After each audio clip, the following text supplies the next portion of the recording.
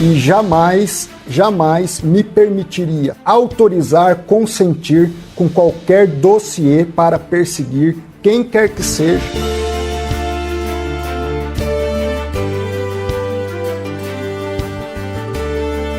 Esse é o ministro da Justiça e Segurança Pública, André Mendonça.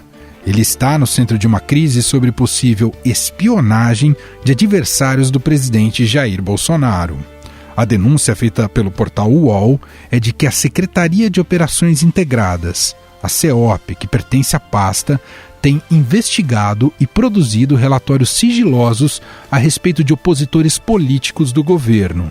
De acordo com informações confirmadas pelo Estadão, a mais recente investida do órgão foi um dossiê contra 579 servidores federais e estaduais da área de segurança e professores, todos eles identificados como integrantes do movimento antifascismo. O Ministério Público Federal vai investigar o monitoramento de 579 opositores do governo Bolsonaro, que teria sido feito pelo Ministério da Justiça. Criada na gestão do ex-juiz Sérgio Moro, a CEOP tem como missão integrar operações policiais contra o crime organizado, redes de pedofilia, homicidas e crimes cibernéticos. Então, os senhores e senhora pagadores de impostos estão pagando para essas agências aí monitorarem policiais que estão defendendo a democracia, que estão defendendo a legalidade, porque o fascismo nada mais é do que a ilegalidade, do que aquilo que está fora das normas. Então os policiais antifascismo simplesmente defendem a democracia e defendem a liberdade, defendem tudo que é legal.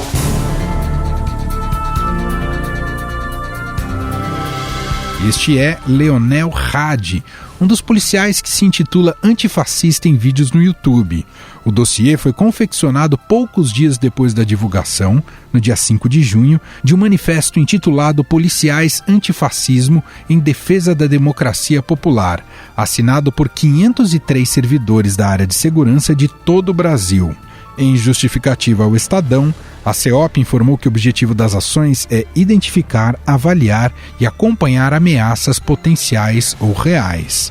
Em entrevista ao canal Globo News, o ministro André Mendonça afirmou que não pode confirmar ou negar a existência de relatórios de inteligência por determinação legal, que agora passa por sindicância interna. E até para trazer o máximo de imparcialidade nesse processo, eu pedi ao ministro da CGU, Wagner Rosário, e ao ministro da AGU, Dr. Levi, que eles indicassem servidores, um auditor e um membro da AGU, para compor essa comissão numa tríade. Então seria um membro do Ministério da Justiça, um da CGU e um da AGU, justamente para ter o máximo de imparcialidade possível. Por causa da repercussão do caso, o ministro da Justiça anunciou a demissão do diretor de inteligência da Secretaria de Operações Integradas, o coronel Gilson Libório de Oliveira Mendes. Para o seu lugar foi escolhido o delegado da Polícia Federal, Tiago Marcantônio, que atuava como assessor especial de André Mendonça.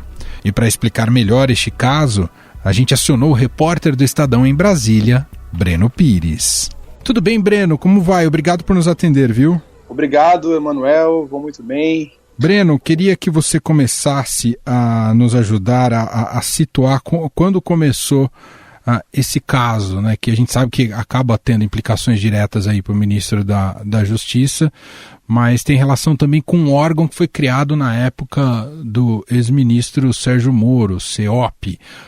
Qual que é a denúncia? Conta pra gente, só pra gente entender um pouco do contexto inicialmente, Breno, por favor. A primeira informação que surgiu foi uma publicação de um colunista do UOL, dando conta de que o Ministério da Justiça tinha colocado em prática uma ação sigilosa que tinha resultado na elaboração de uma lista contra 579 servidores federais e estaduais de segurança, descritos como integrantes do movimento antifascismo, e também alguns professores universitários. Essa lista teria sido elaborada pela Diretoria de Inteligência da CEOP, que é uma secretaria, como você falou, criada pelo ministro da Justiça e Segurança Pública, Sérgio Moro, né, que saiu do cargo em abril. Quando o ministro da Justiça, André Mendonça, assumiu no lugar de Moro, ele fez uma reformulação nessa secretaria, colocou nomes que estavam mais ligados à Polícia Civil do que à Polícia Federal, que era grosso dos integrantes de chefia da secretaria, eram da PF. O próprio secretário,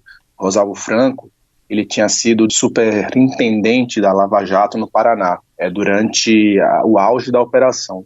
Então saem as figuras da Polícia Federal, entram outros nomes. Entre eles, o coronel Libório. O Libório trabalhou na CGU, na mesma época em que o ministro André Mendonça estava lá como auxiliar do ministro Wagner Rosário. E por esse motivo foi trazido pelo André o Gilson Libório. Então, o que aconteceu, retomando a descrição inicial, é que essa atividade que estava sendo realizada no Ministério da Justiça não veio a ser confirmada pela pasta, mas as informações que foram obtidas por meio de um dossiê é que existem nomes, fotografias, endereços e redes sociais dessas pessoas que estavam sendo monitoradas pela pasta. A atividade de inteligência, segundo o próprio Ministério da Justiça, já era algo que existia dentro da pasta. Só que a gente ouviu o ministro Sérgio Moro, ex-ministros Raul Jungmann, que era do governo Temer, ex-ministro Cardoso, do governo Dilma Rousseff, e todos eles negaram qualquer tipo de atividade de monitoramento de pessoas que, digamos assim, sejam opositores políticos do governo.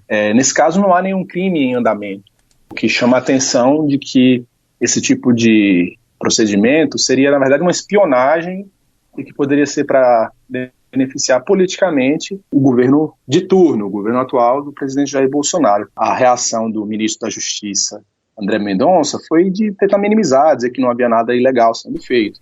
Mas a pressão aumentou nesses últimos dias, com várias reportagens, inclusive uma reportagem nossa, né, a gente publicou nesta segunda-feira no Estadão, a informação de que toda a cúpula da CEOP foi trocada na gestão André, todos os 14 chefes, 9 foram trazidos, e o ministro da Justiça chegou a demitir o coronel Gilson Libório, que estava chefiando a diretoria de inteligência, e abrir uma sindicância para investigar se está acontecendo algum tipo de monitoramento ilegal por parte da secretaria. Então foi um importante recuo do ministro nessa atividade. A gente tem que aguardar os próximos desdobramentos ainda, mas ainda existe uma pressão no Congresso. Bom, até agora, Breno, o ministro da Justiça, André Mendonça, nega que ele tenha participado diretamente ou pedido diretamente esse dossiê e essa espionagem de caráter político. Ele diz que não sabia da existência da produção desses relatórios, Breno?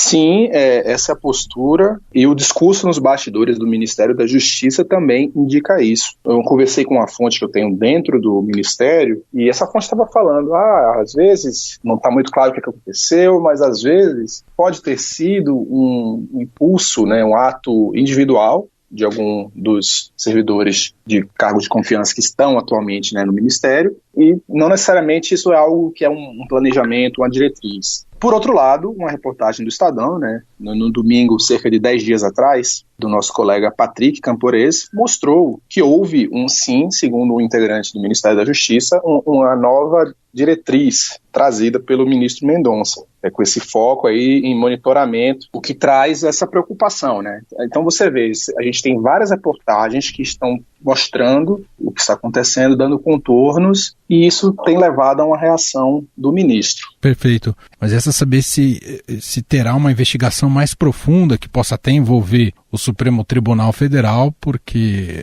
talvez haja conexão com o Palácio do... Não sabemos se há conexão com o Palácio do Planalto, com o núcleo mais próximo ao presidente Jair Bolsonaro. Quem poderia ter pedido esse dossiê, já que ele tem efetivamente, isso está claro, um caráter político. Vamos saber o quanto poderá essa investigação se debruçar sobre esses fatos, não é isso, Breno? Sim, exatamente. O Supremo já foi acionado, né? A Rede Sustentabilidade, partido, entrou com ação no Supremo pedindo que esses temas fossem verificados.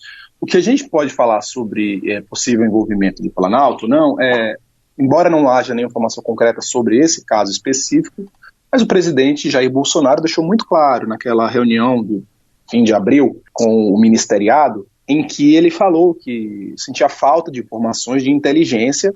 Ele soou como uma crítica ao ministro Sérgio Moro, E naquele momento, naquela reunião, né, ele chegou a falar aquela informação de que ele estava cansado de não ter os relatórios de inteligência, que ele precisava de mais relatórios de inteligência e que ele contava com um sistema particular de informações. E me desculpe, o serviço de informações nosso, todos, é uma vergonha, que eu não sou informado e não dá para trabalhar assim, fica difícil. Por isso, vou interferir. Sistema de informações, o meu funciona, o meu particular funciona. Além dessa reestruturação da CEOP, que foi o tema da reportagem que a gente publicou nesta terça-feira, o presidente Jair Bolsonaro fez uma reestruturação da ABIN também, na última sexta-feira.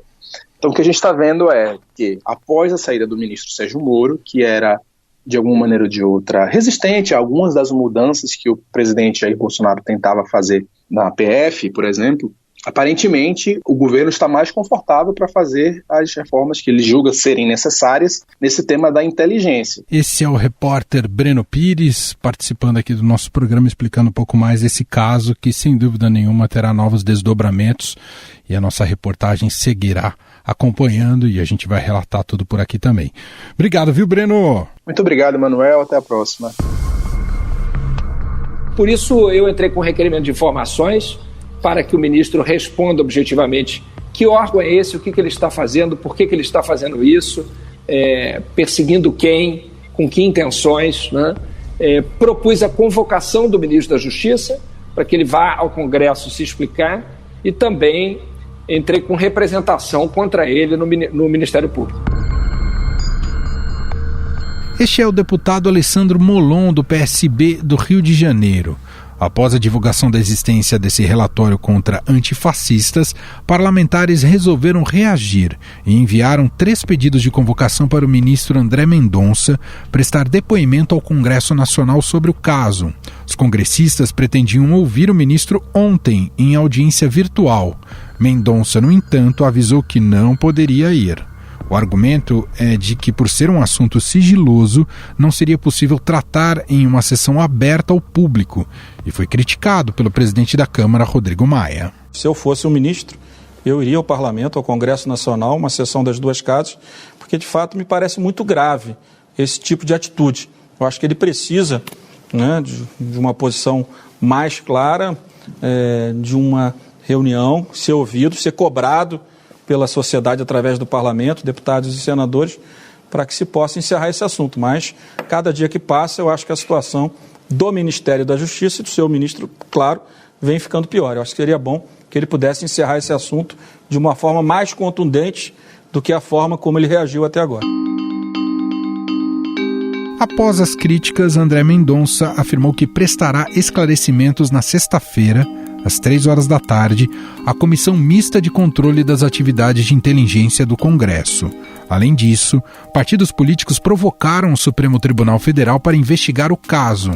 A ministra Carmen Lúcia determinou que os esclarecimentos sejam enviados ao Supremo dentro de um prazo de 48 horas.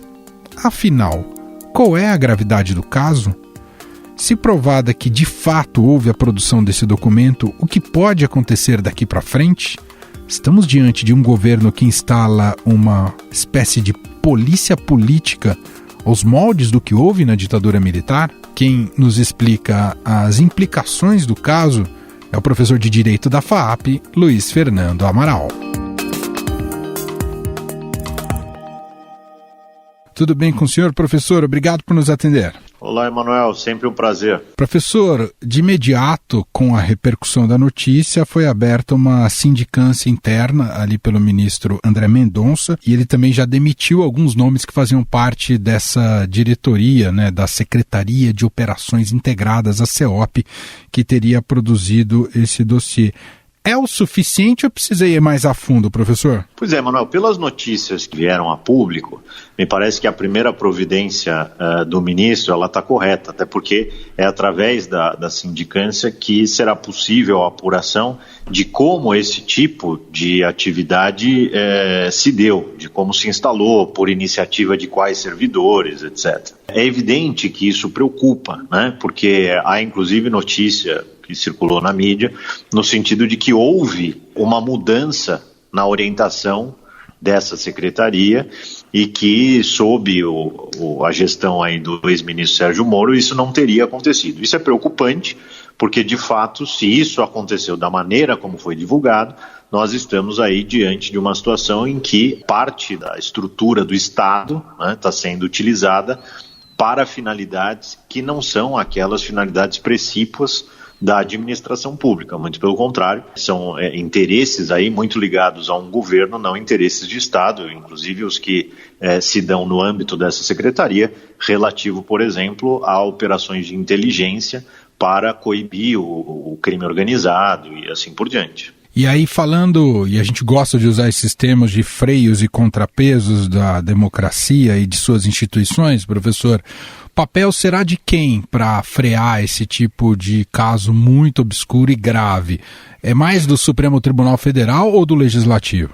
Me parece que aí, no caso concreto, nós temos um problema que muito provavelmente ele vai resvalar no Supremo. Por quê? Porque existem interesses, inclusive das pessoas envolvidas, que estavam sendo ali, de alguma forma, infringidos por conta dessa atuação. Evidentemente, para que a estrutura se aprimore, é possível que o Legislativo tenha um papel, mas do que a gente já tem em termos de ordenamento jurídico, eu imagino que a gente já consiga dar uma solução para aquilo que ocorreu. Inclusive no âmbito de legislação aplicável à administração pública que coíbe esse tipo de desvio de finalidade na prática. Aliás, esse tema é muito interessante, professor. Como dentro de um centro de inteligência garantir que certos limites não sejam ultrapassados? Há sempre o risco de ter uma zona cinzenta nesse tipo de atuação, com a desculpa que, no final das contas, não tinha um caráter político, era um caráter efetivamente para coibir outro tipo de ação, de ser contra a segurança do governo. É difícil de você frear esse tipo de poder que tem centros de inteligência dentro de governos, professor? Esse risco, ele existe, é possível sim que se extrapole determinados limites. Agora, como é que se faz para evitar esse tipo de coisa? É importante que você tenha diversos servidores envolvidos, até porque você tem num determinado órgão servidores que ficam um fiscalizando o outro. É muito difícil que você tenha um aparelhamento de uma maneira global no mesmo sentido. Eu acho que a gente também poderia ter aí o papel muito forte também do controle interno. Então, por exemplo, a própria controladoria aí avaliando quais são as atividades exercidas por esses órgãos, como elas têm sido feitas, etc. Agora, é evidente, se você partir de uma premissa de que todos aqueles que integram uma determinada unidade estão fechados num determinado propósito, aí você tem um cenário muito mais sério, muito mais grave, que inclusive, sendo esse o caso, poderia implicar até mesmo aquele que é o responsável por aquela unidade. Então, em última instância, você poderia chegar até na escala ministerial.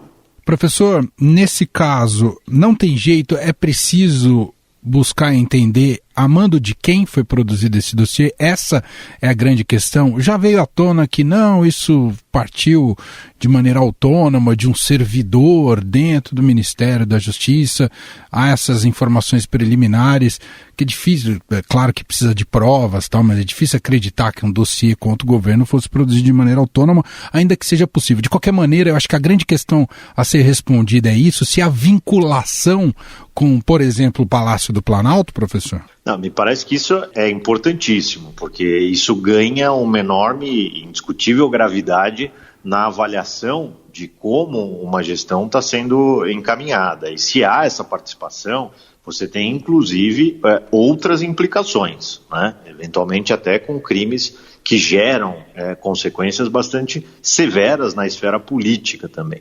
Agora, o que eu imagino aí, Emanuel, é que a gente tenha que avaliar inicialmente essa sindicância, buscar quem eram esses envolvidos e impor esses limites. E por que eu digo isso?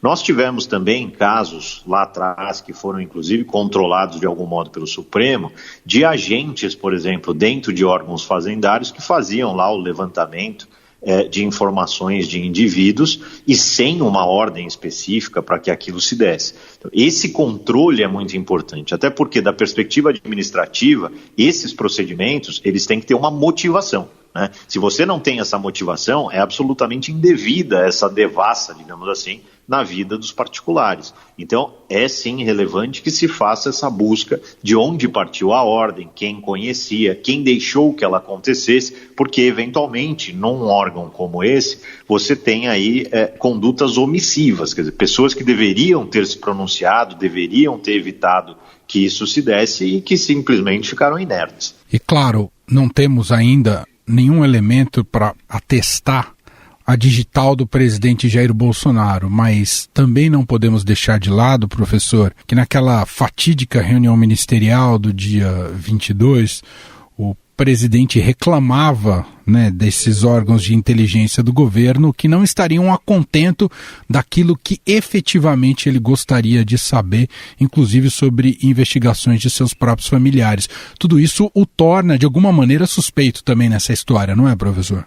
Essa fala é absolutamente infeliz e só contribui, né? Eu costumo dizer aqui que o presidente, infelizmente, ele tem pronunciado, ou tem se pronunciado de algumas formas, que levam, né, à caracterização do desvio de finalidade. Eu até costumo dizer que eu nunca vi um agente político, um gestor público, dizer com tamanha clareza, e às vezes até sem necessariamente ter praticado concretamente, mas de declarar determinados desvios. Isso sim pesa em desfavor, eu não tenho dúvida. André Mendonça cativava nos bastidores aí uma possível vaga no Supremo Tribunal Federal, afinal já tem uma que vai liberar ainda nesse ano com a saída, com a aposentadoria compulsória do Celso de Mello. Esse fato, de alguma maneira, complica esse interesse dele, não é, professor?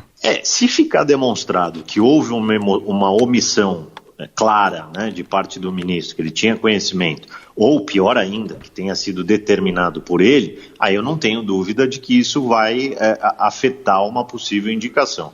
Se não houver nenhuma dessas demonstrações, aí me parece que o caminho ainda pode existir para o atual ministro. Muito bem, ouvimos o professor Luiz Fernando Amaral, professor de Direito da FAAP, gentilmente participando mais uma vez aqui do nosso programa. Um abraço, viu, professor? Eu agradeço, um abraço, sempre à disposição, Emanuel. Estadão Notícias. Estadão Notícias desta quarta-feira vai ficando por aqui, contou com a apresentação minha, Emanuel Bonfim, produção de Gustavo Lopes e montagem de Moacir Biasi. O diretor de jornalismo do Grupo Estado é João Fábio Caminuto e o nosso e-mail é podcast@estadão.com. Um abraço para você e até mais. Estadão Notícias.